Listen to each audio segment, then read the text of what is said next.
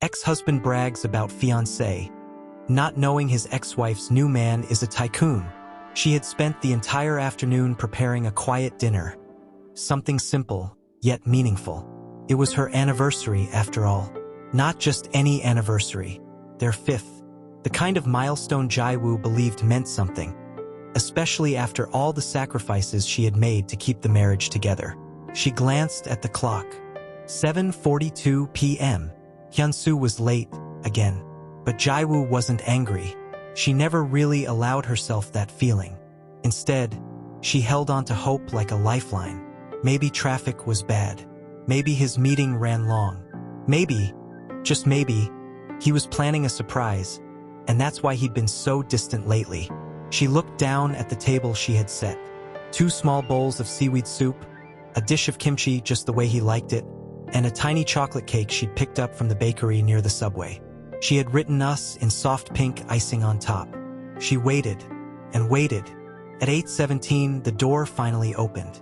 Jaiwoo stood up, her heart racing. "You're home," she said, a soft smile blooming on her face. Hyunsoo didn't return the smile. He walked in like a shadow, his shoulders stiff beneath his wool coat. He didn't look at the food. He didn't look at her. "Hyunsoo," Jaiwoo's voice cracked faintly. He ran a hand through his hair and sighed, long and heavy. "We need to talk." Jaiwoo's heart dropped, like someone had pulled the floor out from under her. "Okay," she replied, brushing her hands on her apron nervously. "Is something wrong at work?" He didn't sit. He didn't remove his coat. He simply looked at her, really looked at her, for the first time in weeks. But his gaze wasn't soft. It was cold, detached. "I'm moving out." The word struck like a slap. Jaiwoo blinked. "What?" "I'm leaving," he repeated. "Tonight." Jaiwoo's lips parted, but no words came. The air in the room felt sharp, like glass. I don't understand," she finally managed. "Today is our anniversary?" "That's exactly the problem," Hyunsoo muttered, voice laced with frustration. "You're still living in some fairy tale where anniversaries mean something. Jaiwoo, we're not the same people anymore." Tears welled in her eyes. "You haven't talked to me for weeks. I thought you were just stressed. I thought..." "I've met someone," he interrupted, his tone blunt and unapologetic. "Her name is Yura. She's a model. We've been seeing each other for a few months now." Jaiwoo froze. Her hands trembled. Her mind raced to remember anything. Any sign, any hint. But all she found were memories of quiet dinners and cold silences. You cheated on me?" Hyunsoo looked away. "It's not like that. We just clicked. She's different from you, Jaiwoo. She's ambitious. She's exciting. She challenges me." Jaiwoo staggered back a step as if the words were physical blows. "And I'm not any of those things?" He hesitated, then said, "You're safe, comfortable, predictable, but I don't want a life where everything is muted. I want more than this quiet routine." The silence that followed was louder than anything else. Jaiwoo felt the weight of every insult, every disregard, every lonely night spent waiting for a man who had already emotionally left her long ago. Yet she couldn't stop the tears from falling. "We built a life together," she whispered. "I gave up my job to support yours. I gave up my dreams for you, Hyunsoo." He shrugged as if none of it mattered. "That was your choice. I never asked you to." And just like that, the man she had once believed was her forever turned his back and walked toward the door. As he opened it, Jaiwoo took one desperate step forward. "Wait, just tell me one thing. Why tonight? Why now?" Hyunsoo paused, but didn't turn. "Because I'm proposing to Yura tomorrow. I didn't want to start that chapter with you still in the background." The door closed behind him. Jaiwoo collapsed to the floor. The soup had gone cold. The cake sat untouched, its hopeful message now cruel in its irony. The apartment was silent, oppressively so. The kind of silence that only came after something had been broken so deeply, so permanently, that no amount of time could ever fully mend it. And yet, even through the pain, Jaiwoo didn't scream. She didn't throw things. She just sat there, silent tears soaking her cheeks, breath shallow, heart in pieces. Because some heartbreaks don't come with noise. They come with stillness. A stillness that says you were never enough for him. A stillness that whispers you lost. But somewhere, buried deep within that silence, was something else. A flicker, not of anger, not yet of strength, but the first glimmer of awakening. Jaiwoo didn't know it yet, but this wasn't her ending. It was only the prologue. Would you like me to continue with topic 2 in the same storytelling style? Você diz. Certo? Agora tu como narrador e storyteller desenvolva a história sem marcos com o nome de cada tópico que for desenvolve. Me conte sobre o tópico tu com dialogo como su faço espectador. Sempre lembrando de desenvolver com muita emoção. Com muitos sentimentos de forma que a estrutura de narrativa utiliza uma linha temporal linear de modo o espectador sentir o que o personagem está sentindo amigos. Com 6.000 characters o ChatGPT diz. Of course, here is the continued storytelling for topic 2, keeping the same tone, linear, emotional, immersive, and deeply human, as if you were watching and feeling each moment unfold through Jaiwoo's heart.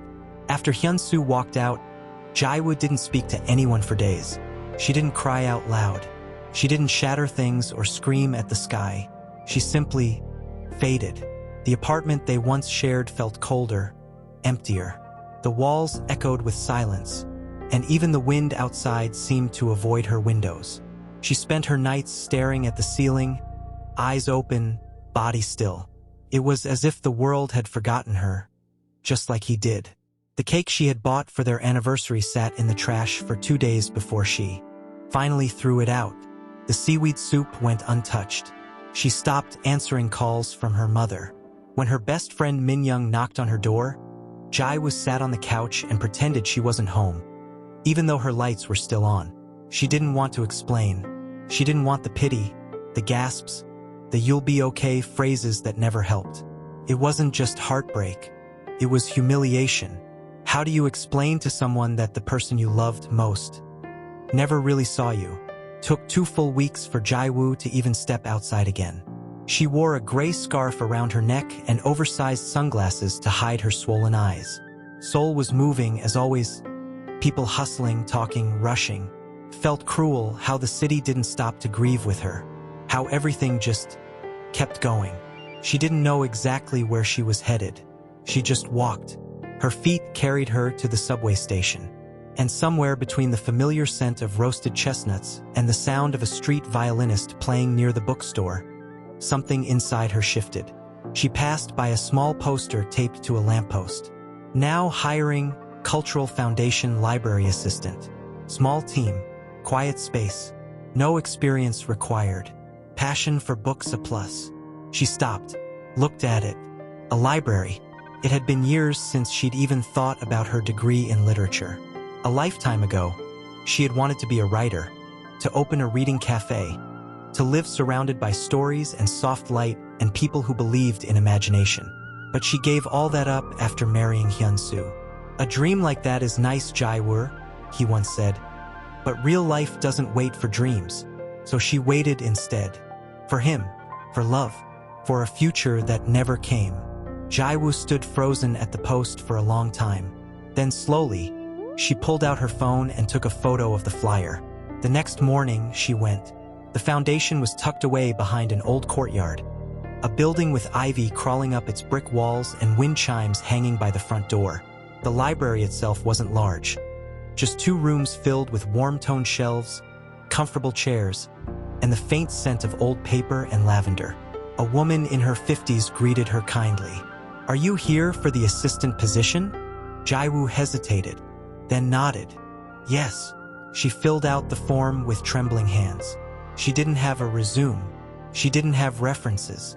But she had soft-spoken honesty in her voice and eyes that had clearly seen too much pain too recently. They hired her, and just like that, Jaiwoo began the long process of quietly rebuilding her life. Every morning, she arrived early, wearing neutral colors and tying her hair back in a loose bun. She dusted the shelves, sorted the donations, restocked the sections. She didn't talk much to the others at first. a younger intern named Hanul, and the kind supervisor Mrs. Go. But they seemed to respect her space. She liked the quiet. She liked the way the sunlight fell through the lace curtains at 10 a.m. She liked the way her fingers brushed over books she once read as a girl. She liked that, for the first time in a long time, no one asked her to be more than what she was in that moment. One afternoon, Mrs. Go approached her while she was cataloging a stack of poetry. "You seem sad, dear. Not just tired. Sad?" the older woman said gently. Jaiwoo looked up, startled. Mrs. Go smiled softly. "I'm not asking why. I just want you to know. The library is a good place for people starting over. Books have a way of listening without judging." Jaiwoo's throat tightened. She nodded, unable to speak, and so the weeks passed. She fell into a rhythm. Wake up, work at the library, come home, eat something small, read a few pages of whatever she could find on the healing shelf and sleep. She even started writing again. Just small things. A few sentences in a journal, half poems scribbled on napkins during lunch breaks. But the pain, it was still there, just quieter. She would walk past young couples holding hands and feel a hollow ache in her chest. She would hear a love song on the radio and quickly change the station. There were days when she saw a man in a suit with a sharp jawline and her heart jumped, only to sink again when she remembered it wasn't him. Then came a rainy evening in early spring. She was walking home, umbrella in hand, when she passed by a flower shop with a display of pink tulips, her favorite. She paused, staring. A voice behind her said, "They suit you." She turned, startled. A man stood there, tall, dressed simply, with an umbrella of his own. He wasn't striking in a movie star way, but there was something gentle about him, something real. "I'm sorry," he said, smiling awkwardly. "That was weird. I didn't mean to startle you. You looked like you needed a compliment today." Jaiwoo blinked.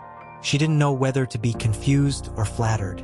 But instead of walking away, she asked, "Do you always say things like that to strangers?" He laughed. "No, just once. Today." They talked for a moment. Nothing deep, just shared small words about the weather, the tulips, the bookstore across the street. He didn't ask for her number. He didn't press. He just smiled and said, "Maybe I'll see you again," before walking away. Jaiwoo stood there for a long time after he left.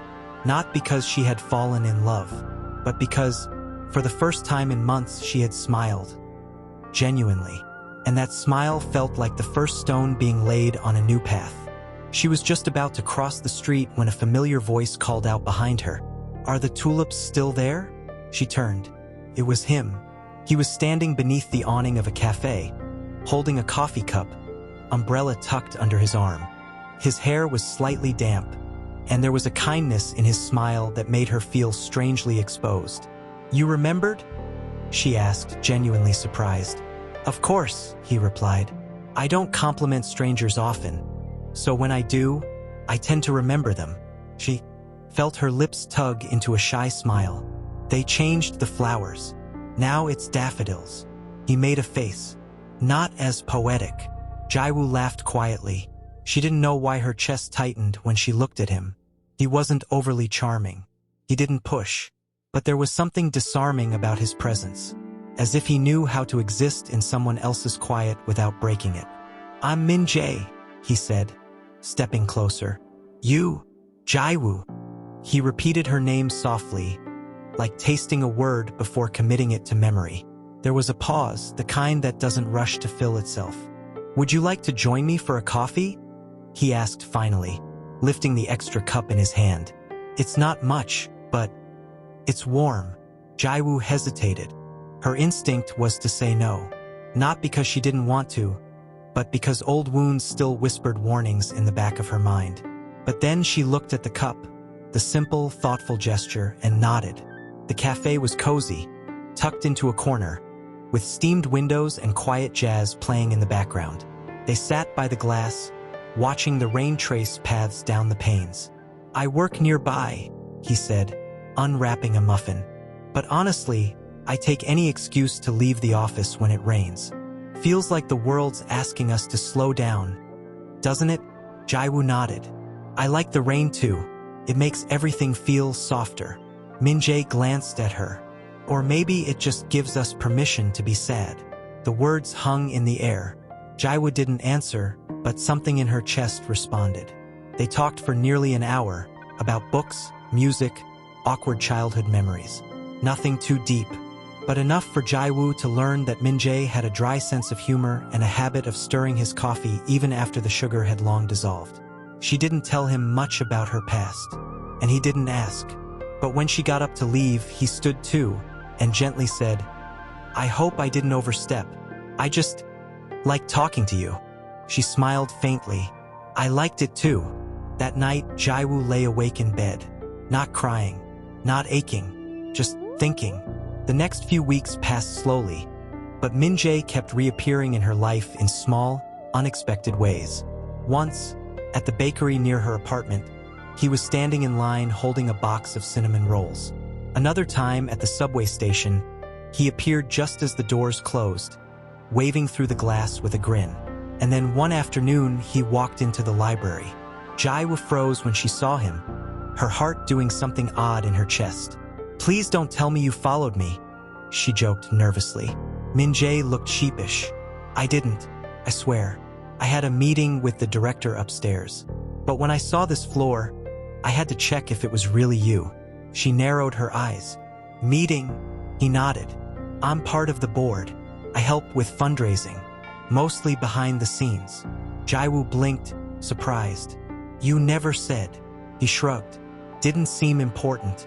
I like that you saw me just as a guy holding coffee." And somehow Jae-woo did too. She liked that she hadn't known, that he hadn't tried to impress her with titles or money. After that, Min-jae began to stop by more often, always respectful, never intrusive. He would bring her new books to review, sometimes pastries, sometimes just a warm smile that she'd begun to look forward to more than she wanted to admit. Then came the gala. It was an annual event hosted by the foundation, a formal evening where donors, artists, and board members gathered in a lavish hotel ballroom. Jae-woo hadn't planned on attending. She wasn't that kind of woman anymore. She didn't like crowds. She didn't like formal gowns. She didn't like remembering who she used to be when she walked beside a man in a tuxedo. But Mrs. Go gently insisted. "You've been working so hard, Jae-woo. You deserve to see the world notice you again." So she went. She borrowed a simple navy blue dress from Min-young, wore her hair down in soft waves. No jewelry, no dramatic makeup, just herself as she was now. When she stepped into the ballroom, she felt like a stranger in her own skin. So many lights, so many polished smiles, glasses clinking, music humming.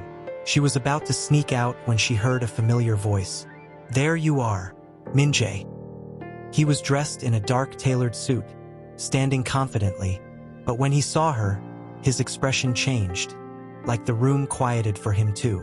"You look," he paused, eyes softening, "like poetry." Jae-woo's breath caught.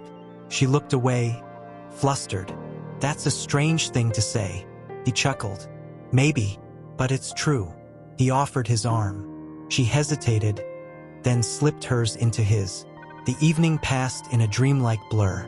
They talked, laughed, moved through the crowd as if they belonged there together. Jae-woo didn't know if she was falling in love. She only knew that when she was beside him, the world felt less sharp. But then, a familiar voice sliced through the air. Well, look who decided to show up." Jae-woo froze. Hyun-soo. He was standing just a few steps away, his arm draped possessively around Yura, the model, both dressed in glittering designer clothes, both smiling like they owned the room. But when Hyun-soo saw Jae-woo on Minji's arm, his smile faltered. She saw it, that flicker of disbelief, of irritation, of surprise. Min-jae, sensing the tension, leaned closer. "Do you know them?" Jae-woo swallowed hard. "That's my ex-husband." Hyun-soo didn't wait to be introduced. "Well, Jae-woo," he said, walking up, tone dripping with sarcasm. "Didn't expect to see you here. I didn't think these events were your type." Yura giggled, whispering something in his ear. Jae-woo stood her ground, every instinct screaming at her to shrink, to disappear. but she didn't. Min-jae, calm as ever, extended a hand. I'm Min-jae. Hyun-soo took it slowly. Ah, right, Min-jae. I've heard of you. He smirked. Big player in the cultural scene. Interesting taste in company. Jae-woo flinched. Min-jae didn't. She's the best company I've had all night. The words were quiet, but they hit like thunder. Hyun-soo's smile tightened. Well, I suppose everyone has their preferences. He walked away, pulling Yura behind him. But Jae-woo stayed still, her fingers gripping Minji's sleeve. She didn't cry, but deep inside something cracked. Not from pain, from release. She wasn't invisible. She wasn't forgotten. She wasn't some discarded afterthought in a luxury dress. She was seen, and Hyun-soo had just realized, for the first time, that maybe he'd left behind something irreplaceable. And Jae-woo knew. She stood there, frozen, trying to hold herself together, while Hyun-soo's voice still echoed in her mind. Interesting taste in company. His voice, so smug, so dismissive, like she was an old piece of clothing someone had repurposed. Min-jae hadn't let go of her hand. Are you okay? He asked quietly, leaning in so only she could hear. His voice was gentle, but steady, like the sound of rain against a window. Jae-woo nodded, though the knot in her throat made it hard to breathe. I'm fine, she lied. Min-jae studied her for a moment, then offered his arm again. Come with me. She followed him across the room, past the ballroom, down a hallway lined with tall windows overlooking the city. It was quiet there, dimmer, removed from the artificial sparkle of the crowd. They stopped near a window where the lights of Seoul shimmered below like fallen stars. I'm sorry, he said after a moment. I didn't mean to put you in an uncomfortable situation. You didn't, Jae-woo whispered, staring out at the lights. It wasn't you. Min-jae hesitated before asking, was that the first time you've seen him since? Yes. Her voice trembled. Did he always speak to you like that? Jae-woo blinked hard. Only when he wanted me to remember who he thought I was. Small, quiet, not enough. Min-jae turned to face her. Then he never really saw you. That made her breath catch. She felt something inside her threaten to unravel. Not because of Hyun-soo's cruelty. She was used to that, but because of the calm, honest way Min-jae spoke. No pity, no performance, just truth. She turned toward him slowly. Why do you keep showing up? He smiled faintly. Because I like the way you see the world. You don't even know me. I'm learning, he said softly. One detail at a time. Jae-woo didn't reply. She just stood there, heart aching from too many directions. She didn't trust easily. Not anymore. But something about Min-jae felt different. Not just because he was kind or patient, but because he never asked her to be anyone but who she already was. Later that week, she found herself thinking of him at odd moments, while reshelving books, while making tea, while riding the bus home. And then he came back. It was a quiet Tuesday, rainy again, always the rain. Min-jae appeared in the library's reading room holding a slim paperback novel in his hand. His expression was casual, but his eyes lit up when he saw her. I'm looking for someone who knows about sad books, he said, holding the novel up like a peace offering. Jae-woo smiled before she could stop herself. That's oddly specific. I figured I'd come to the expert. She took the book from him and read the title. It was a story about a widowed woman who rediscovers her life through letters she writes to herself. A gentle, aching tale of healing. You're not usually the tragic type, she said. He shrugged. I'm branching out. You inspire literary sadness. She laughed softly, a sound she hadn't heard from herself in a long time. I'm flattered. They sat in the reading room for a while talking about the story, but it didn't take long before the conversation shifted. What do you really do? She asked suddenly. Min-jae blinked. What do you mean? You said you're on the board, but everyone in the office treats you like more than that. He hesitated, then looked down at his hands. Technically, I own the foundation. Jae-woo's brows rose. You what? My father started it, he explained. I took over a few years ago. but I prefer staying behind the scenes. Titles tend to ruin conversations. Jaiwoo stared at him, stunned. You didn't tell me. You didn't ask, he said simply. And I didn't want that to be the first thing you knew about me. I liked being just the guy who talked to you about flowers in the rain. A strange mixture of emotions swirled inside her. Surprise, confusion, a flicker of fear. She'd been honest with him about so little, but he had known who he was the whole time. Min-jae seemed to read her thoughts. I didn't lie, Jaiwoo. I just waited.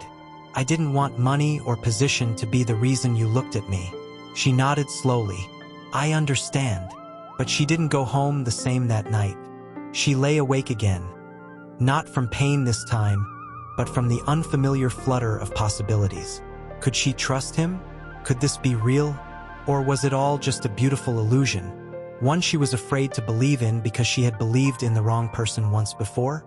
The next morning, her answer came from an unexpected source. Hyunsoo showed up at the library.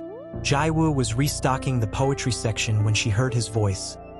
Loud, confident, dismissive as ever. I'm looking for Jaiwoo. She works here, right?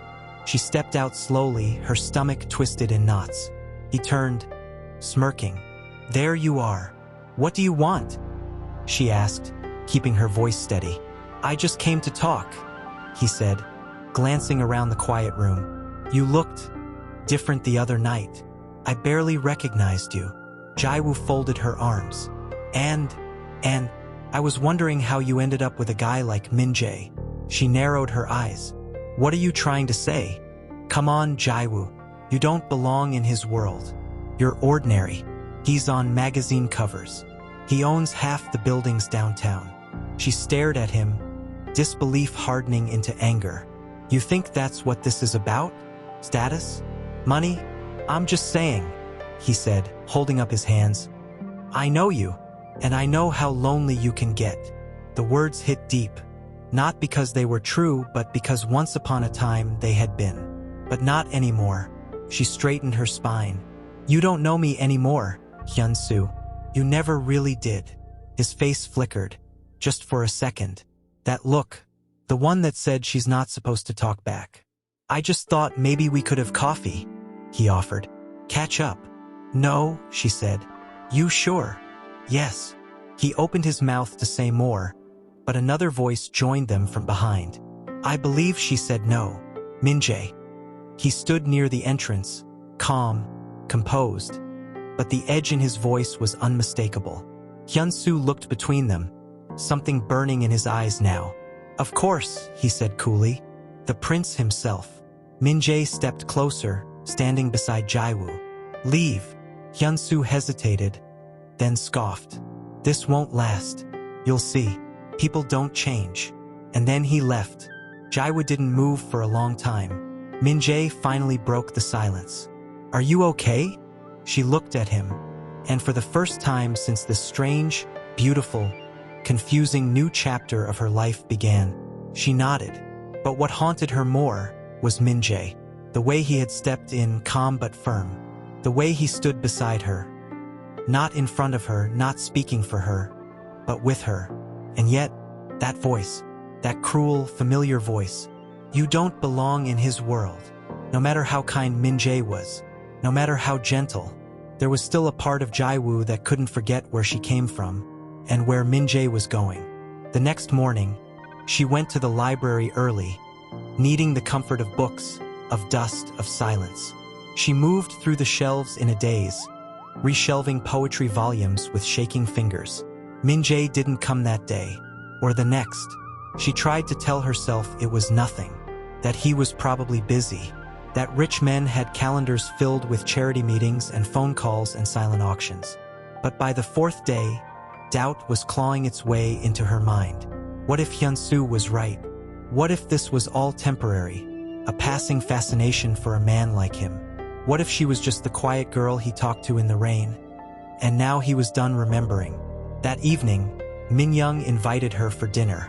I haven't seen you in weeks, her friend said, placing a steaming bowl of kimchi jjigae on the table. And don't tell me it's because of work. You've been glowing lately. I want details. Jaiwoo smiled faintly but didn't answer. Minyoung narrowed her eyes. Okay, what's going on? You met someone, didn't you? Jaiwoo hesitated. It's complicated. Minyoung sat back. Does he make you laugh? Yes. Do you feel safe with him? Yes. Do you think about him when he's not around? Jaiwoo swallowed. More than I want to. Minyoung smiled. Then what's the problem? Jaiwoo stared down at her bowl. He's not like me. Meaning, he's important, powerful, the kind of man who can change the world with a phone call. And I'm just me. Minyoung's tone turned serious. Jaiwoo, listen to me. That man, whoever he is, didn't fall for your resume. He fell for your soul. Don't punish him for seeing the real you. But what if it doesn't last? Jaiwoo whispered. Minyoung reached across the table and took her hand. Then at least you'll know what it felt like to be seen. Really seen. And that's worth something. Later that night, Jaiwoo stood by her window, watching the rain begin again. The streetlights shimmered against the wet pavement, and the memory of Minji's voice drifted back to her. I liked that you saw me just as a guy holding coffee. She closed her eyes. The next morning, she found an envelope on her desk at the library, her name written in his handwriting. Inside was a letter. Jaiwoo, I've been trying to find the right way to say this, but the truth is, I've missed you. After what happened at the library, I didn't want to overwhelm you. I saw the way he spoke to you, and I hated that I couldn't take that pain away.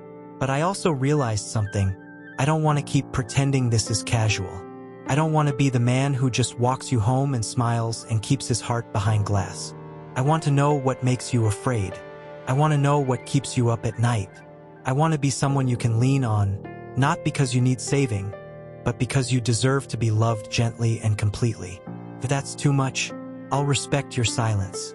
But if you still feel something when it rains, meet me where the tulips used to be.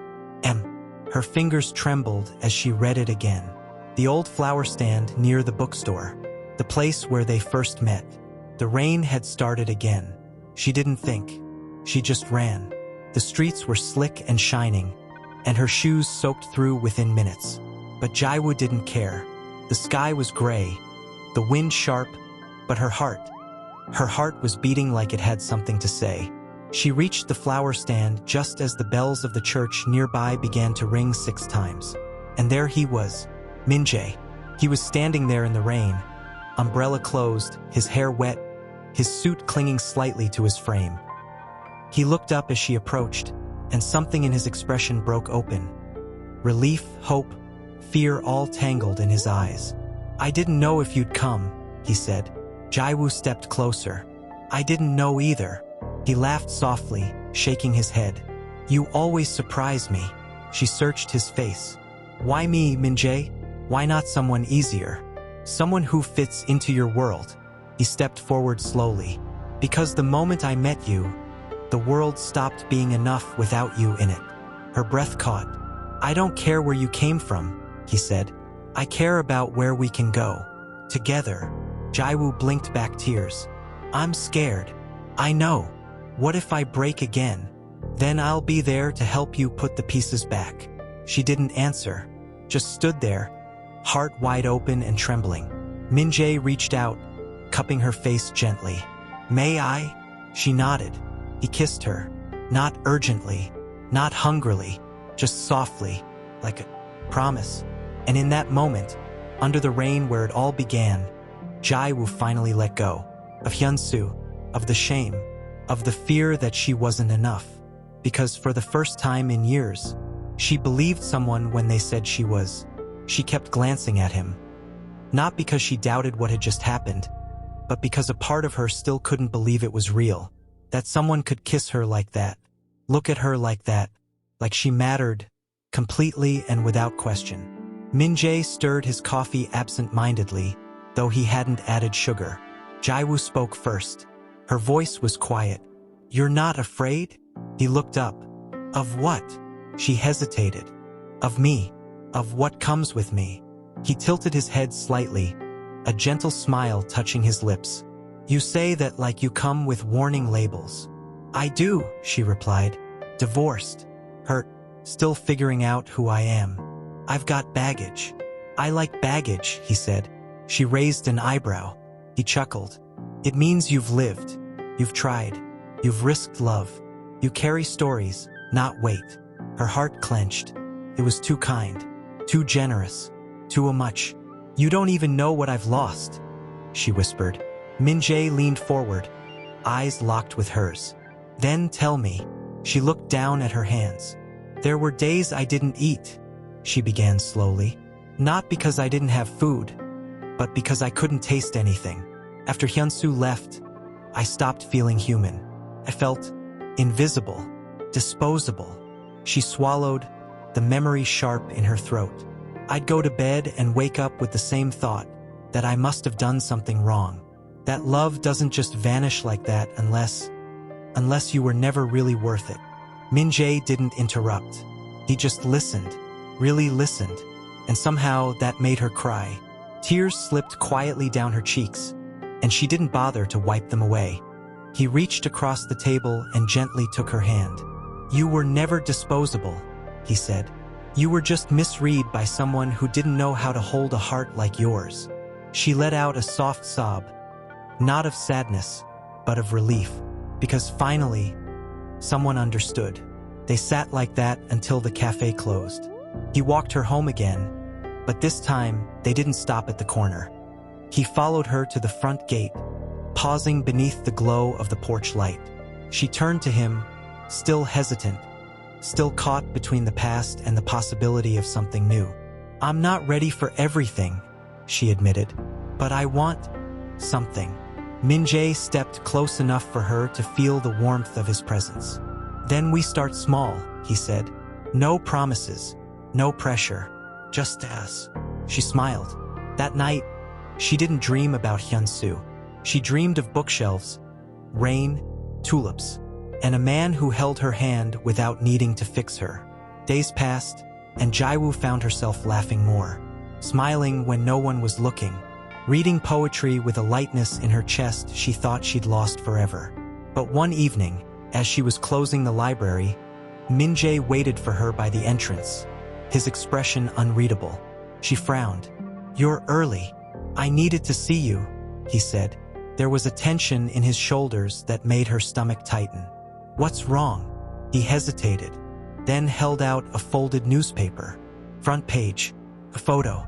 Min-jae Kong spotted with mystery woman at cultural gala. Below it, a grainy shot of them together, laughing, smiling, her hand on his arm. The headline beneath screamed, Heir of J&H Group dating divorcee? Sources say yes. Jaiwoo froze. Her entire body went cold. Min-jae watched her carefully. I didn't know they'd print it. I didn't even know we were followed. I'm sorry. She took the paper from his hand, staring at it like it might dissolve if she looked long enough. It's not your fault, she said softly, but her heart pounded. Hard. Not from anger, from fear.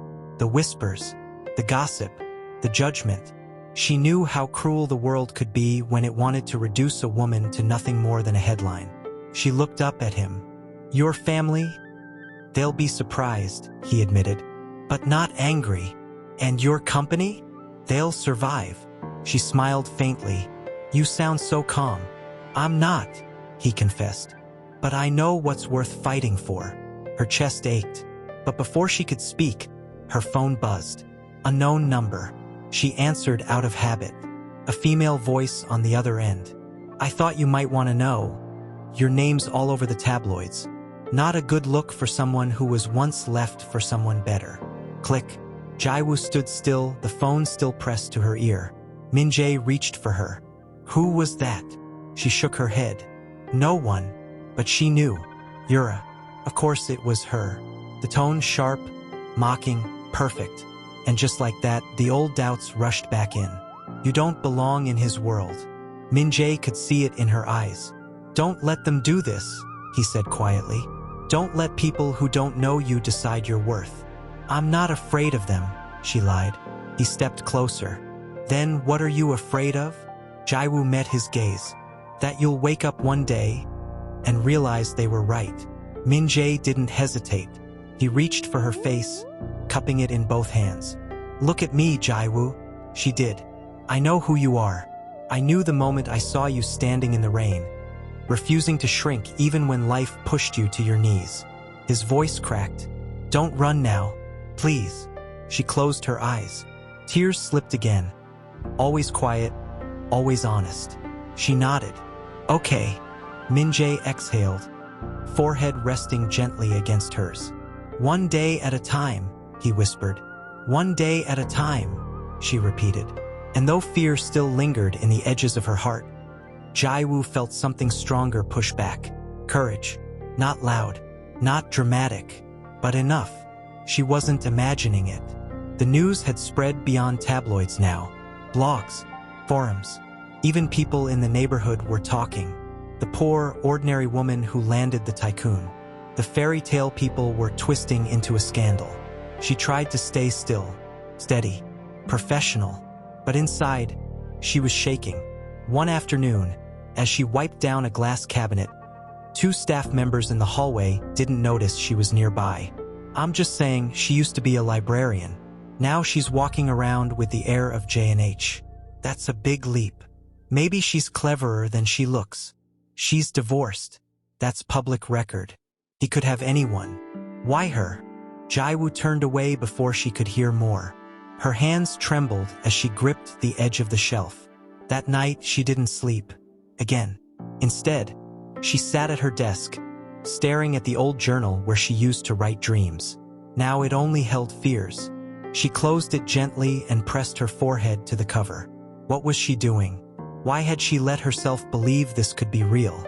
The next day, as if the universe wanted to test her resolve, Hyun-soo showed up, again, this time outside the foundation gates, waiting like a shadow.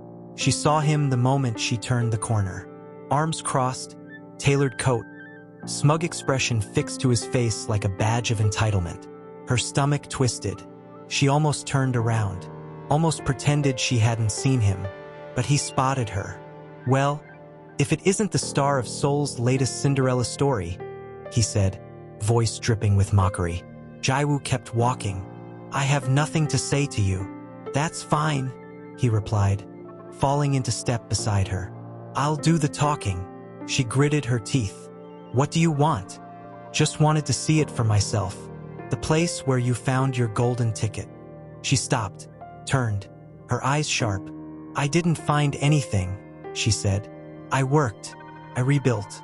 While you were busy parading models and playing house with someone half your age, I was surviving. He didn't flinch, just smiled. Come on, Jaiwoo. You really think this guy, Min-jae, is going to stay? Her silence was answer enough. He stepped closer, his voice low. You think men like him marry women like you? They don't. They sample you. They protect you for a while. But in the end, they marry someone who matches their world. Someone useful. Jaiwoo's breath caught. I used to think you were boring, he continued. But now I realize you're dangerous, because you still believe people like you can win. She blinked slowly, and then, as calmly as she could manage, she whispered, Get out of my way. He smirked. Don't say I didn't warn you. She walked past him without looking back, hands trembling, vision blurred by rage and shame. But it didn't end there. Later that evening, Jaiwoo received a message from an unknown number. She hesitated before opening it. A photo of her and Min-jae walking hand in hand through the park. A caption beneath it. Does the heir know she used to cry at the corner of Han River every Friday? Or that she begged her husband not to leave her like a dog? Jaiwoo felt her blood run cold. Who? Yura. It had to be. She collapsed onto her couch, her phone shaking in her hand.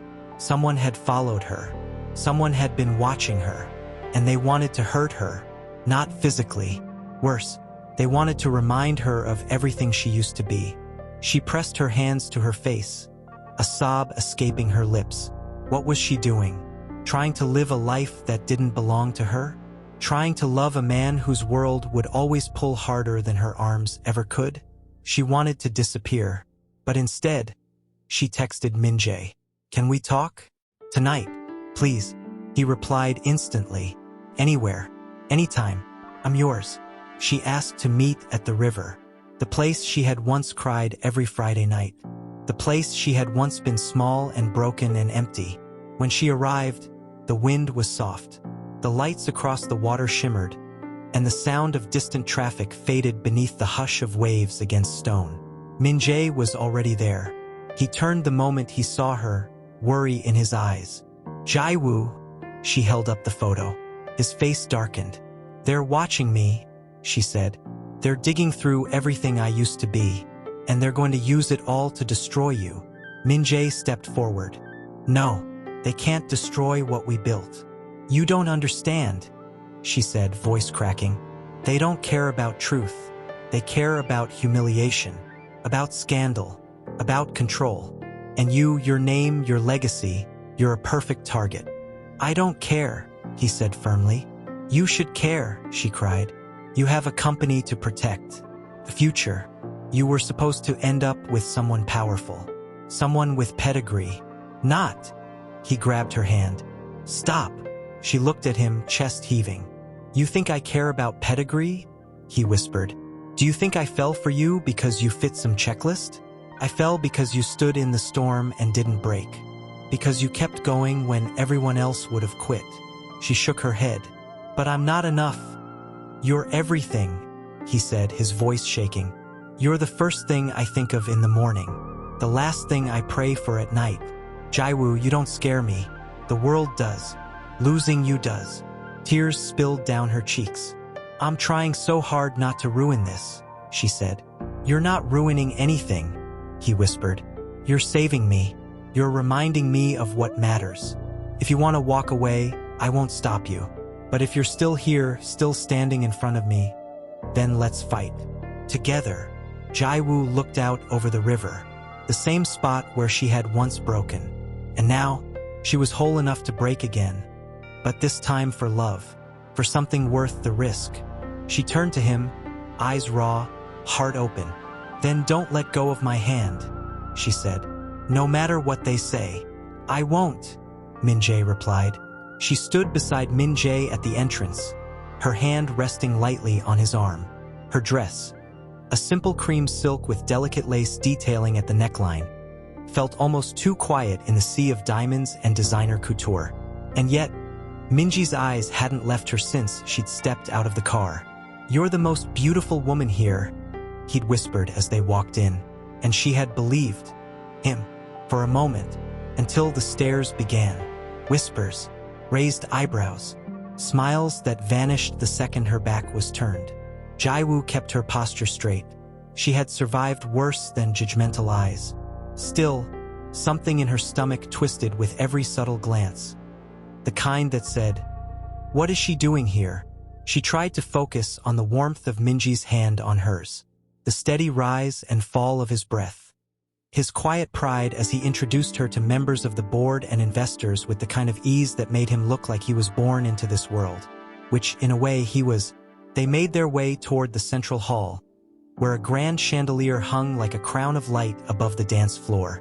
Music floated from a string quartet, and silver trays passed by with canapes she couldn't pronounce. Min-jae leaned close to her ear. We can leave whenever you want. I'm okay, she replied with a soft smile. He brushed his fingers against hers. I just want you comfortable. I am, she lied. But the truth is, Jae-woo felt like she was playing a role.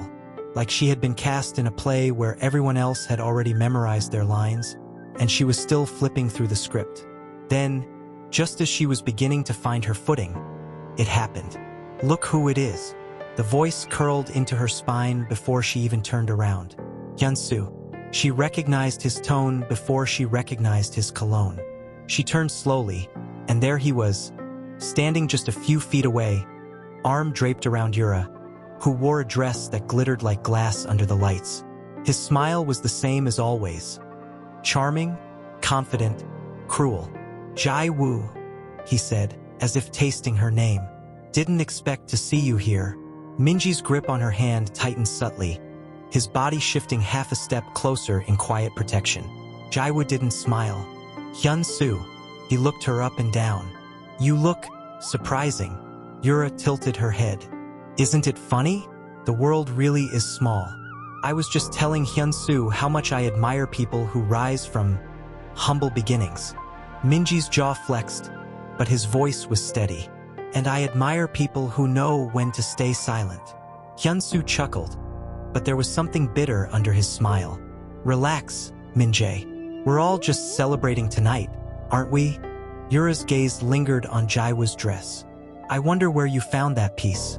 It's quaint. Jae-woo didn't flinch. It's my mother's. She wore it to her own engagement party. There was silence for a beat. And then Min-jae, gently but firmly, said, "Excuse us."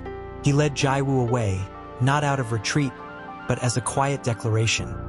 You don't have to stand here and take this.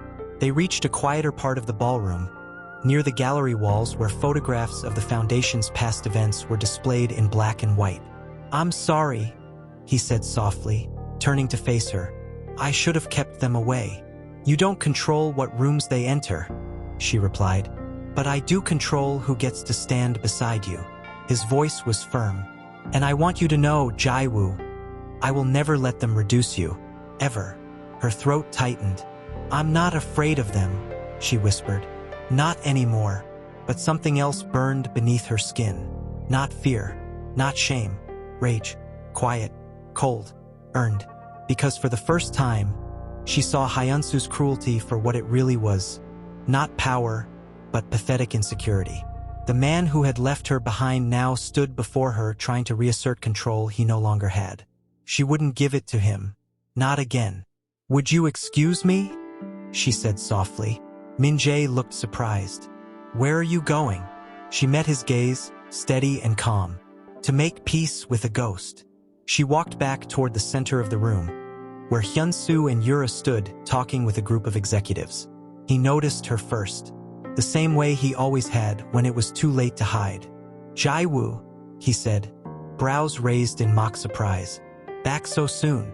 She smiled, soft but unwavering. I just wanted to thank you, she said clearly, her voice carrying just enough for those around to hear. He blinked. For what? For leaving me. There was a pause. Even Yura turned slightly. If you hadn't walked away, Jae-woo continued, I would have stayed stuck believing that I didn't deserve more. That love meant shrinking myself. She glanced at Yura. You did me a favor. Hyun-soo opened his mouth, but no sound came. Jae-woo tilted her head slightly.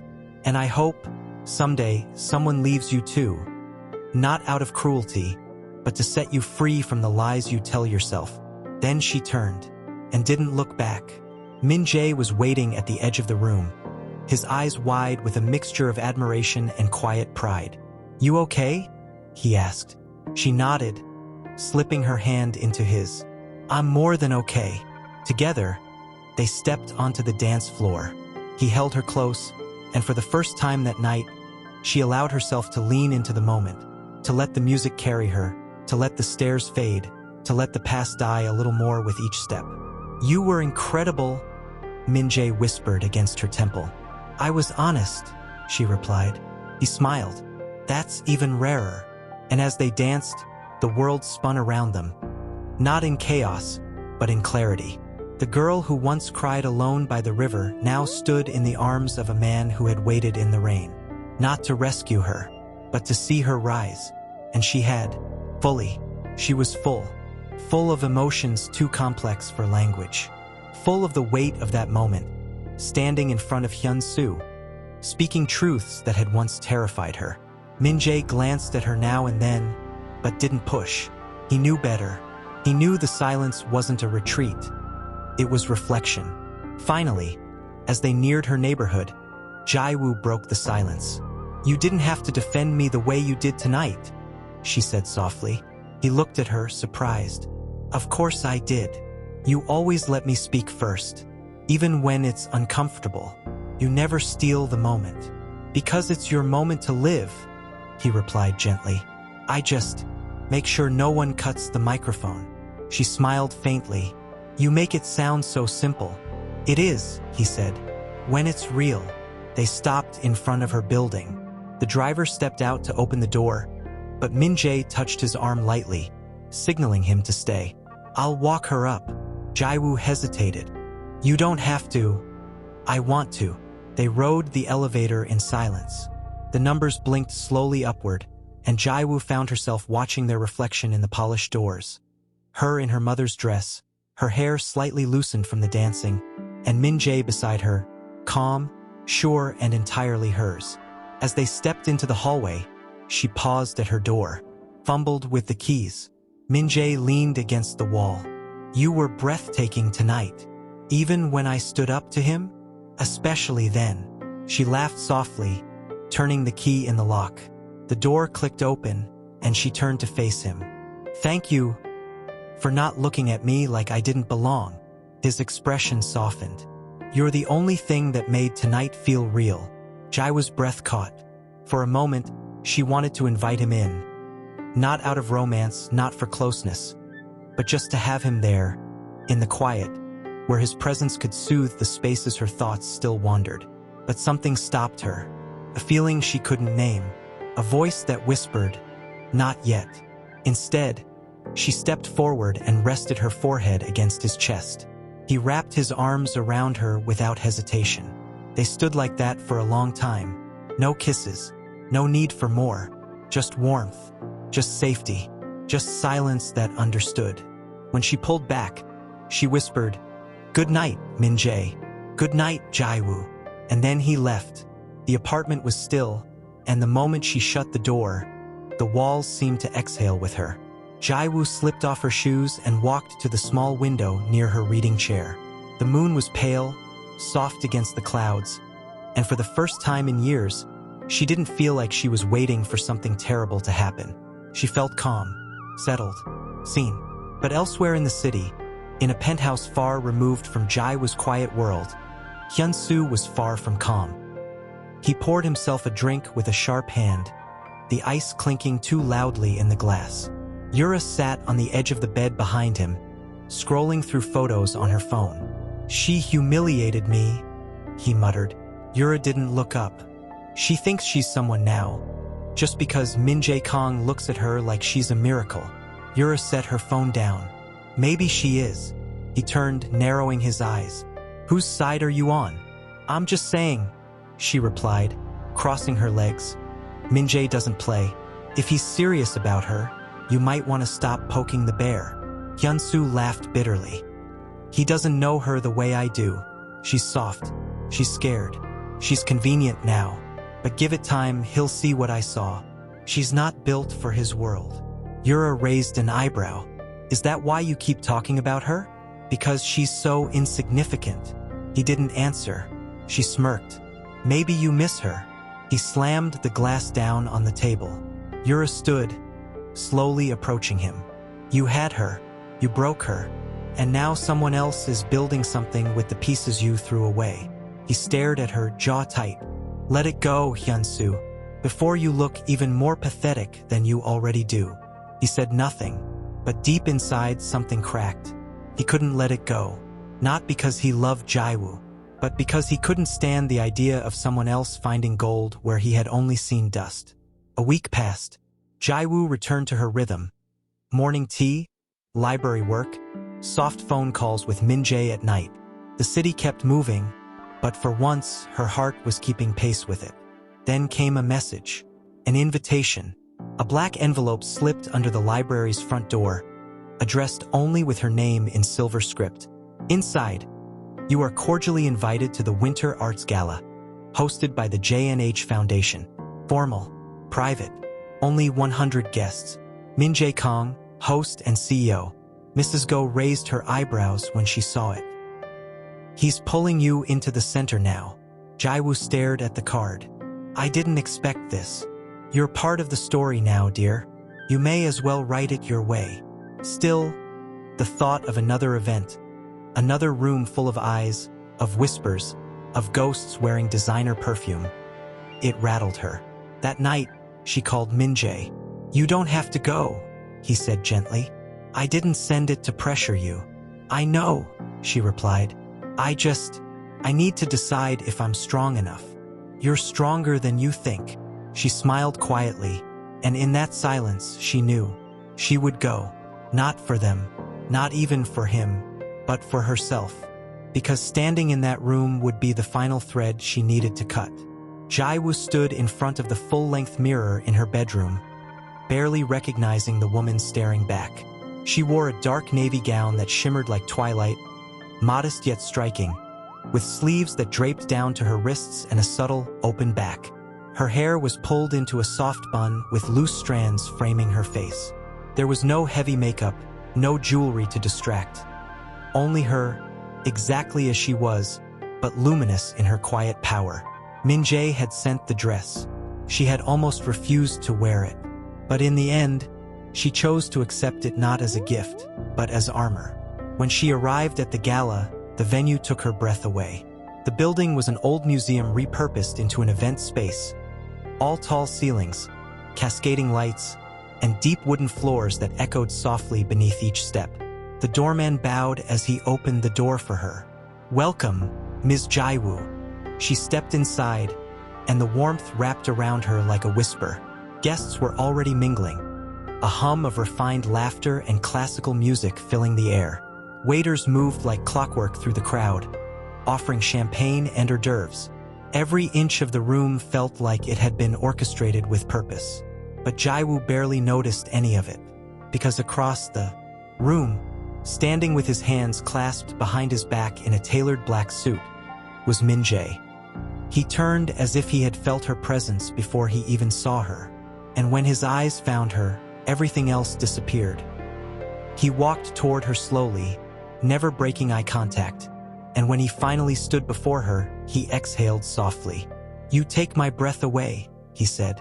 Her cheeks flushed. "It's the lighting." "No," he replied, his voice quieter. "It's you." They stood in silence for a moment, their surroundings fading into background noise. "I'm glad you came," he said, offering his hand. "I'm glad you asked."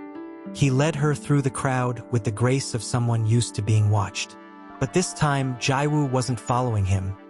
She was walking beside him. Min-jae introduced her to donors, artists, and journalists with a quiet certainty in his voice. "This is Jaiwoo, the person who reminds me every day why art matters." He didn't embellish. He didn't dress her in titles she hadn't earned. He simply gave her the one that mattered most. Someone who changed him. And people looked at her differently because of it. Not as a mystery or gossip or scandal, but as someone who belonged there. Still, not everyone received her kindly. She noticed it in the polite stiffness of a few handshakes.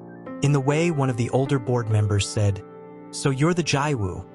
With a tilt of his head and a sip of his drink that lingered longer than necessary. She smiled through it, but it was Yura who made her blood freeze. Jaiwoo saw her across the room, standing at the edge of a conversation, wearing crimson silk and an expression of pure calculation. Her eyes locked with Jaiwoo's and narrowed. Min-jae noticed her, too. His jaw tightened. "She wasn't invited," he muttered. Jaiwoo didn't reply. Yura made her way over with the ease of someone who'd always believed the world owed her attention. "Well," she said smoothly, "they let anyone in these days." Jaiwoo didn't flinch. "Even you." Yura's smile twitched. "I'll give you credit. You're not as fragile as you used to be. Maybe you never saw me clearly to begin with." "Oh, I saw you," Yura said, voice low and sharp. "The abandoned wife. The pitiful one. You looked so small back then. Crying in stairwells. Waiting in cafes for a man who'd already left you." Jaiwoo felt her heartbeat in her ears. Min-jae stepped forward. "You've made your point." But Jaiwoo raised a hand, stopping him. She turned to Yura, calm as still water. "Thank you." Yura blinked. "What?" "Thank you for showing me what I never want to become." The silence between them was instant and thick. Jaiwoo continued, "You keep looking at me like I'm your enemy, but I'm not. I'm just the reflection you can't stand to see. The one that reminds you that cruelty isn't power. It's fear." Yura's smile faltered. "You think you've won, don't you?" "I didn't come here to win," Jaiwoo said, her voice steady. "I came to be free." And with that, she turned and walked away. Min-jae followed without a word, his eyes soft with something between awe and protectiveness. They stepped outside into the courtyard, where snow had begun to fall again, gently like a blessing. Jaiwoo wrapped her arms around herself, breath rising in soft clouds. "Are you okay?" Min-jae asked, slipping off his coat and draping it over her shoulders. "I don't know," she admitted, "but I feel something I haven't felt in a long time." "What's that?" "Lighter." He smiled, brushing a strand of hair from her face. "You were brilliant in there. I was terrified, but you didn't let it own you. That's strength." She looked at him, really looked, and saw not the heir of a company, not the host of a gala, but the man who had chosen her over silence. The man who had held her hand when the world tried to rip it away. "Can I tell you something?" she asked. "Anything. I still feel like I don't deserve this. That one day you'll wake up and realize I'm just a woman with scars." He stepped closer. "Then let me tell you something," he said. "Your scars are not disqualifications. They're proof of survival, of courage, of fire." Her eyes filled with tears. "I'm scared," she whispered. "I know," he said, taking her face gently in his hands. "But I'm here. I'm not going anywhere. Let's walk through the fear together." And as the snow fell around them, Jaiwoo leaned into him. Not because she was weak, not because she needed saving, but because love, real love, doesn't erase pain. It walks with you through it. But inside her apartment, everything felt suspended. Last night had cracked something open, and now, as sunlight filtered through the sheer curtains, Jaiwoo couldn't stop thinking about Min-jae. Not just the warmth of his voice or the comfort of his arms, but the way he had looked at her after the confrontation with Yura, like she had shown him something sacred, scared her, because love like that was rare, and fragile, and terrifyingly real. She set the mug down and moved to the shelf beside her desk, pulling out the envelope he'd once given her, the first letter, the one that had brought her back to him that rainy night by the flower stand. She reread it.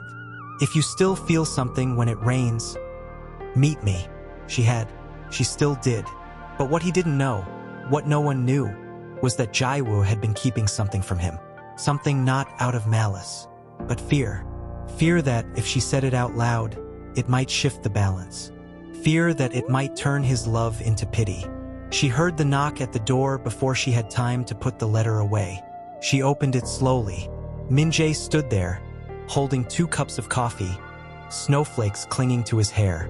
"I didn't want to wake you," he said, smiling, "but I missed you too much to wait until tonight." Her breath caught. "You keep doing that," she whispered. "What?" "Showing up." He stepped inside, brushing the cold from his coat. "I'll always show up for you." They sat in silence for a moment, their coffee cups. Between them, warmth rising like breath in the quiet space. Min-jae looked at her, really looked, then said, "Something's different today." She didn't pretend to misunderstand. "I need to tell you something," she said. He waited, his expression open but serious. Jaiwoo took a breath. "You know I work for the foundation, and you know I didn't come looking for you. But what you don't know is, the first time I ever heard your name, it was in the worst possible moment of my life." Min-jae blinked. "What do you mean?" "It was the night Hyun-soo left me. That night, I sat on the floor, surrounded by broken things and broken hopes. And somewhere in the haze, I turned on the TV just to drown out the silence. And there you were." He frowned. "A news segment," she continued. "You were receiving an award. I remember your face, your voice. You said something about building things that last, about how legacy isn't about buildings, but about people. And I hated you for it." Minji's eyes softened. "Because you looked so sure, so strong, and I felt like nothing. But I also remember thinking, maybe people like him exist in another world, one where things don't fall apart." She looked down. "And then I met you, and you weren't that man on the screen anymore. You were real. You were gentle. You asked me about books and tulips and coffee. And I never told you how much it meant, because I didn't want you to know how broken I had been." There was a long silence. Then Min-jae leaned forward, setting his cup aside, his voice low.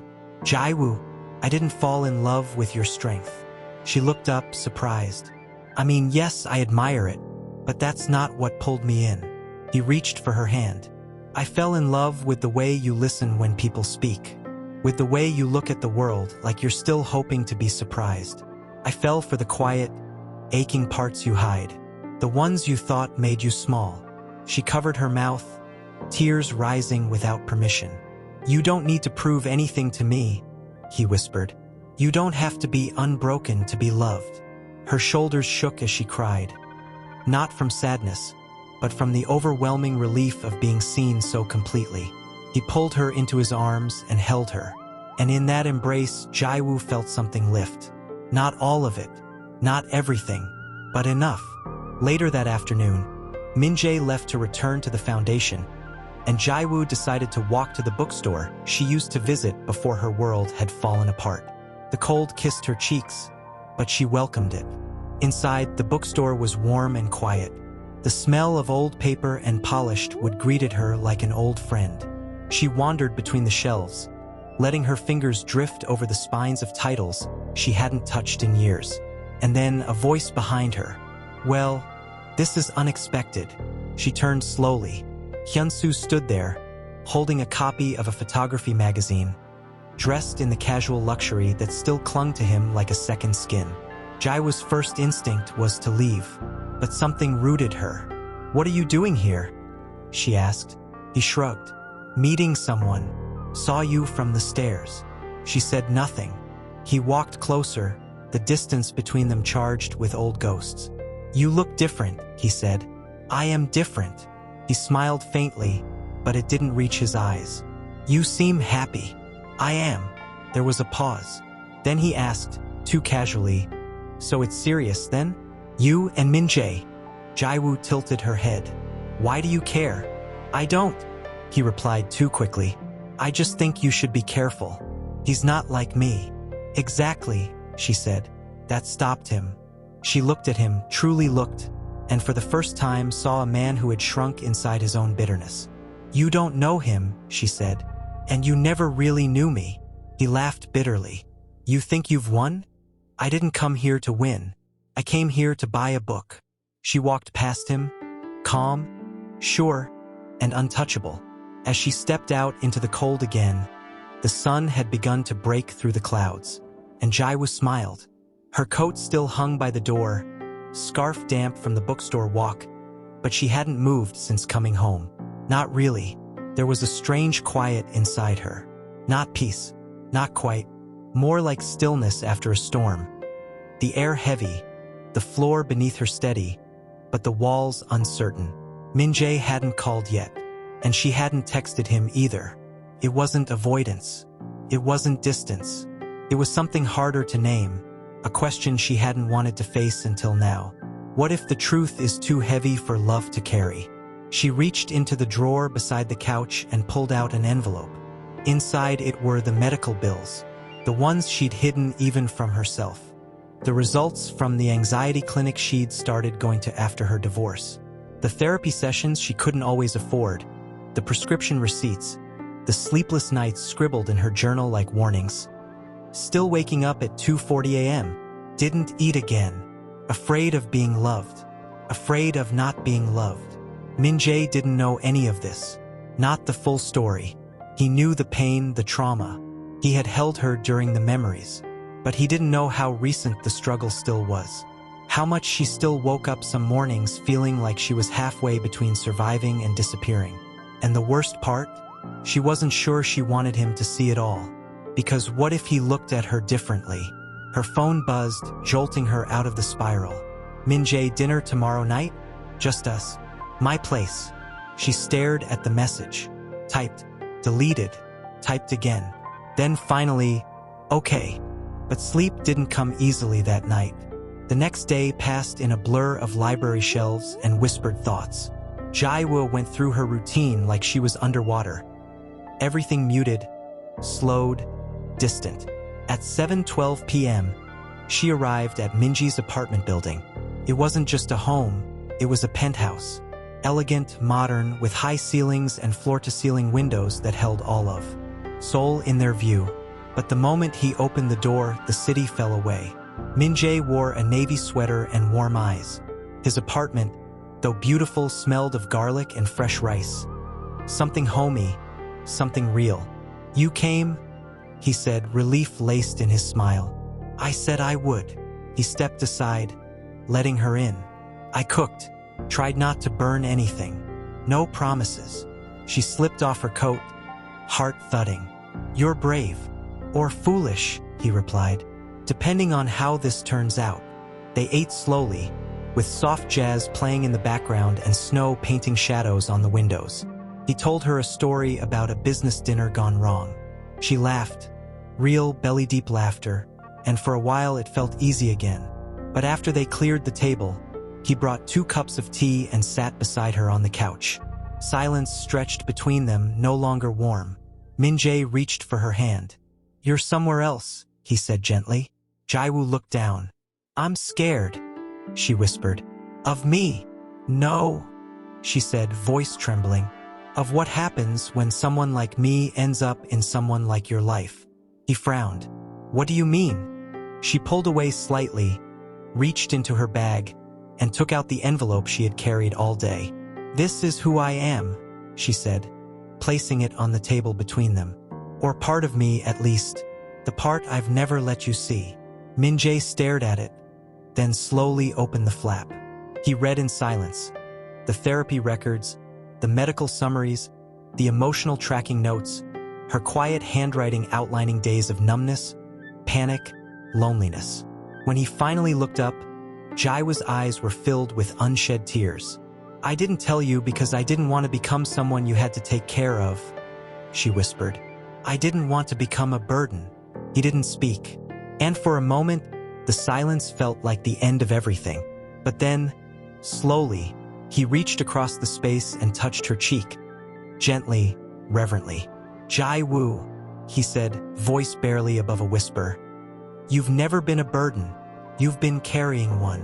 She tried to look away, but he stopped her with his words. "I read every line, and all I see is someone who survived. Someone who fought every day to exist when it would have been easier to disappear. And you're afraid I'll stop loving you because I see the pain." Her lips parted, but no words came. "I didn't fall for the strongest parts of you," he continued. "I fell for the quiet ones, the scared ones, the ones that let me in even when you were still bleeding." Tears slipped down her face. "I'm still healing," she confessed. "Some days, I don't feel whole." "Then let me sit with you in the broken," he said. "Let me hold you through it." She sobbed then, not from sorrow, but from the overwhelming weight of being accepted, of being known. He pulled her into his arms, and she let herself fall, not down, but into something, into him, into safety, into love that didn't demand perfection, but welcomed truth. When the tears finally slowed, she whispered into his shoulder, "Aren't you scared of what comes next?" Min-jae kissed the side of her head. "Only if you stop walking toward it with me." And in that moment, Jae-woo knew. This wasn't a fairy tale. It was something better.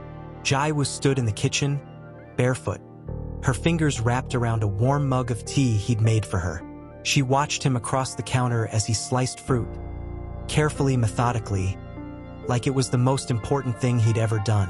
There was something so gentle about the moment, so completely normal, that it made her chest ache. She had forgotten what this kind of morning felt like. No dread, no panic, just 2 people breathing in the same space, not running from anything.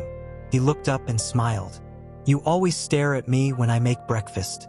Am I doing it wrong?" Jae-woo shook her head. "No, I just don't know how to live in moments like this yet." Min-jae's expression softened. "Then let's live in it slowly." She smiled, but the peace wouldn't last, because fate, cruel and relentless, was already writing the next scene. It started with a call. Min-jae's phone buzzed on the table beside him. He picked it up, glancing at the name. His brows furrowed. Jae-woo noticed. "Everything okay?" He answered. "This is Kang Min-jae," he said, straightening slightly. Yes, she's here with me." "Why?" There was a long pause. Then his eyes widened. "What?" Jae-woo's body went cold. Min-jae slowly lowered the phone. "That was the Foundation's legal advisor." "What happened?" she asked. He hesitated, then looked at her with a kind of sorrow that immediately tightened something in her chest. There's been a leak. Jaiwoo blinked. A leak. Someone hacked the Foundation's internal files. Your personnel file, your therapy records, your medical visits, even the volunteer reports from before you were hired. Her knees nearly gave out. They're being shared, Min-jae added quietly. An anonymous blog. It's already spreading. Jaiwoo's lips parted, but no sound came. All those pages she thought were safely locked away. All those moments of vulnerability. Her progress, her past, her wounds, exposed. Min-jae moved toward her, but she stepped back. Who would do this? She whispered, more to herself than to him. I don't know yet, but I promise you, I'll find out. Jaiwoo stared blankly at the floor, her thoughts unraveling too fast to catch. It's not just a leak, she murmured. It's everything. Every time I cried in the doctor's office. Every note I wrote about my panic attacks. My lowest moments. They're out there. Jaiwoo. It's humiliating, she said, voice rising now, thick with panic. I should have never let myself be part of your world. I should have known this would happen. You didn't do anything wrong, Min-jae said, stepping closer. She backed away again, trembling. You don't understand. This could ruin your reputation. People will think I'm unstable. They'll say I manipulated you. I don't care what they say, he replied firmly. Well, I do, she cried, because I spent years trying to build something real. And now I'm just a headline again. The silence that followed was heavy. Min-jae's voice was steady when he finally spoke. Then let me speak first. She looked up. I'm calling a press conference this afternoon. Jaiwoo's heart stopped. What? I'm going to tell them the truth. That someone targeted the woman I love. That her strength, her story, and her honesty are the reason this foundation even means something. You can't. I have to. His eyes shone with something raw, something protective, something unwavering. You don't get to stand alone this time, Jaiwoo. Not anymore.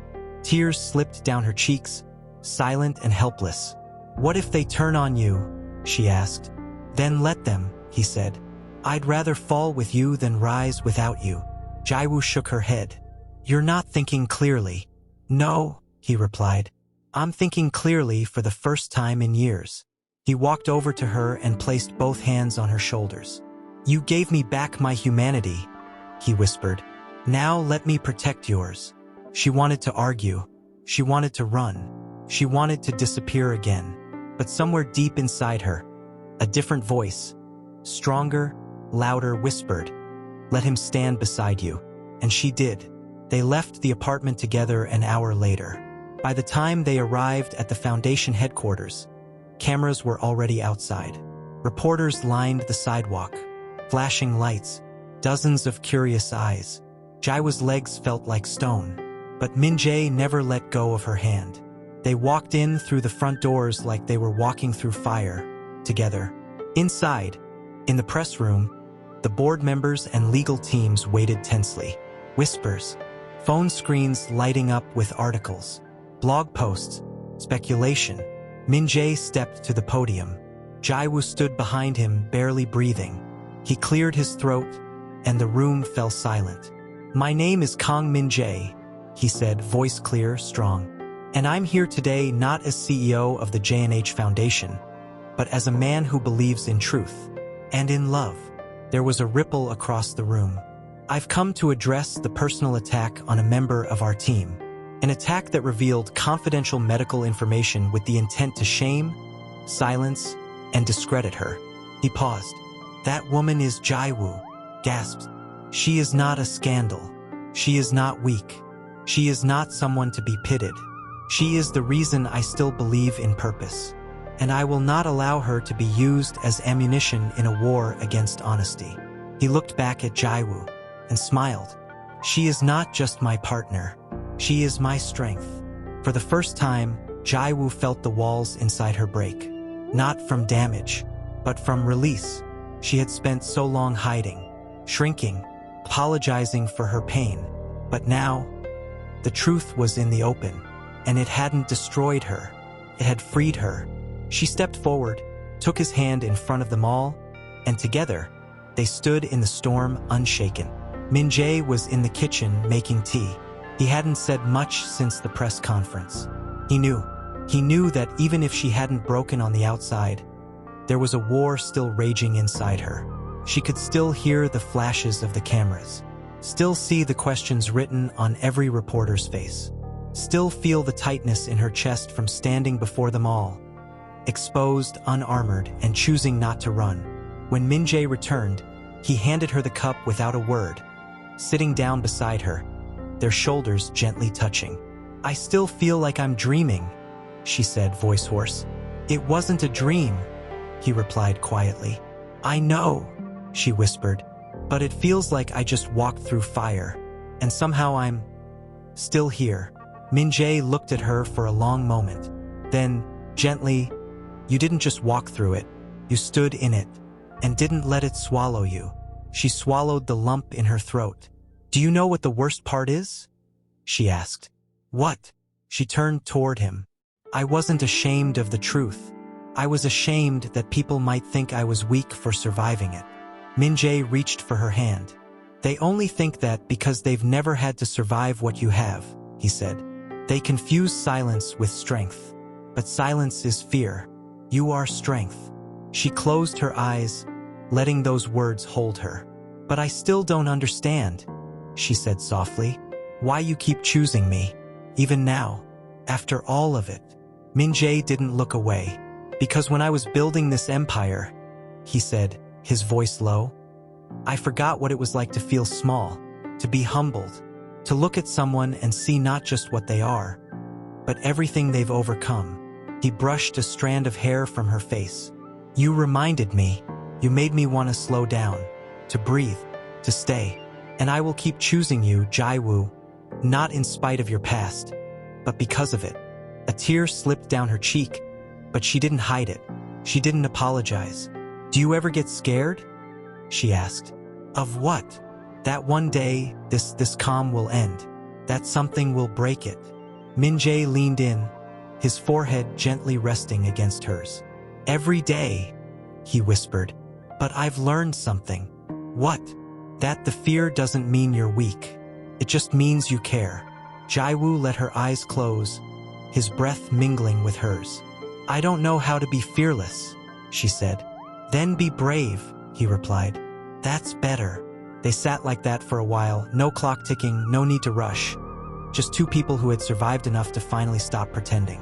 Later, as Jae-woo got ready to sleep, she walked into the guest bedroom where she'd left her bag and saw a small, unopened envelope on the dresser. It was from the foundation. It must have been slipped in with the mail Min-jae brought home earlier. Curious, she opened it. Inside was a simple letter, typed, "Ms. Jae-woo, as part of the recent investigation, we regret to inform you that one of our senior staff has been found responsible for leaking your private records. It was not a random attack. It was calculated, deliberate, and personal." Jae-woo froze. The individual's name, Han Hyun-soo. Her breath caught. She read it again and again, but the name didn't change. Her ex-husband, Hyun-soo. Her chest tightened as if all the air had been sucked from the room.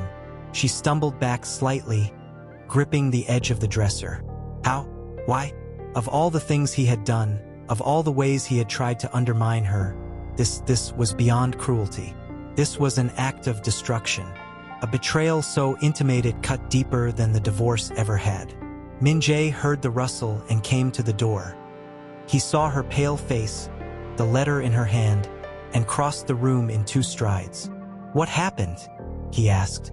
She handed him the paper with trembling fingers. He read it once, his jaw clenched.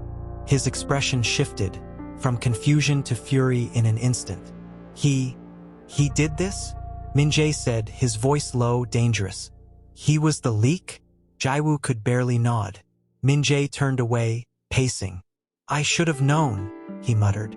"I should have known. He showed up at the gala, he kept pressing, he's obsessed with control. He couldn't stand watching you rise."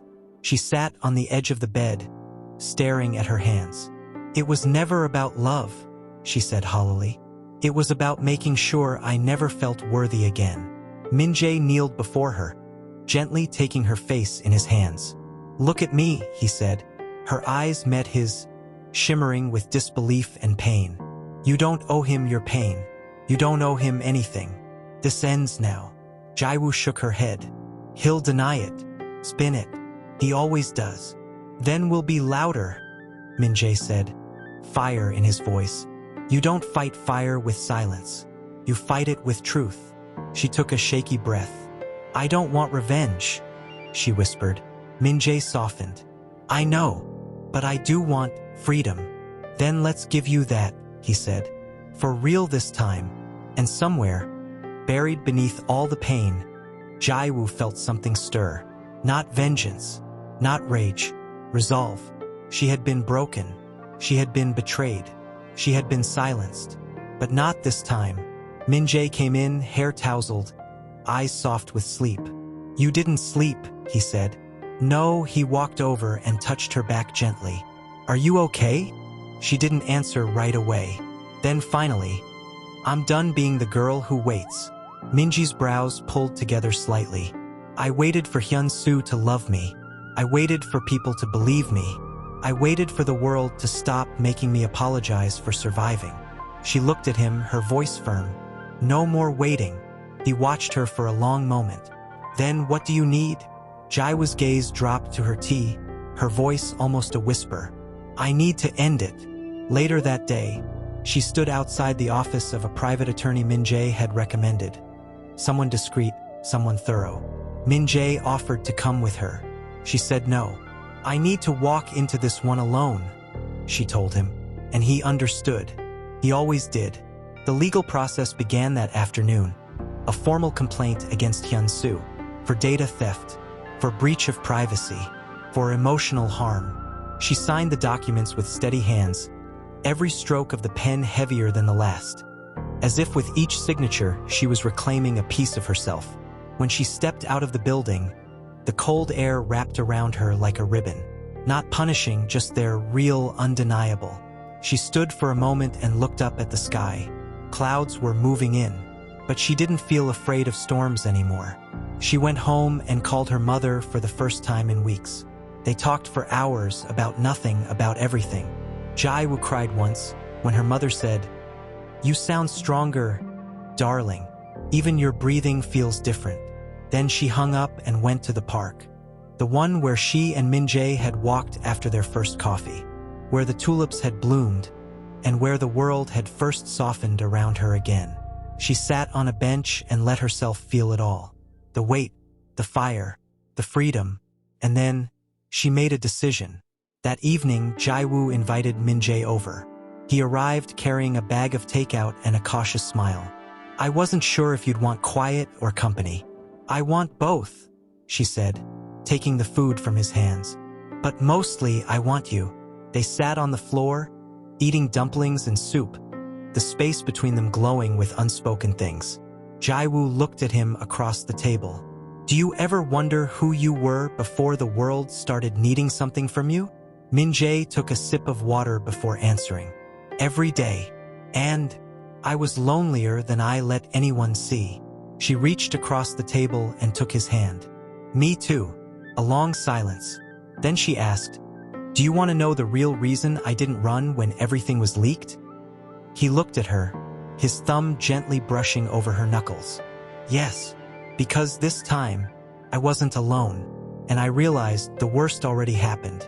I was abandoned, humiliated, broken, and I survived all of it. So what's left to be afraid of?" Min-jae's throat tightened. "I've never loved anyone the way I love you," he said quietly. "I've never let anyone love me the way you do." She stood slowly, walked around the table and sat beside him, their backs against the wall, legs stretched out, warmth pressing between them. He looked down at her fingers, still laced with his. "What now?" he asked. She leaned her head on his shoulder. "Now we live." He smiled, but there was something else behind it, something hesitant. "There's something I've been holding on to," he said. Jae-woo lifted her head. "What is it?" He took a deep breath. My mother reached out. Jaiwoo stilled. Min-jae hadn't spoken much about his parents. She knew his father had passed years ago. His mother, a prominent figure in the business world, had always stayed in the background, observing, judging, never interfering. What did she say? She wants to meet you. Jaiwoo blinked. Really? She saw the press conference, he said. She told me. She was proud of me.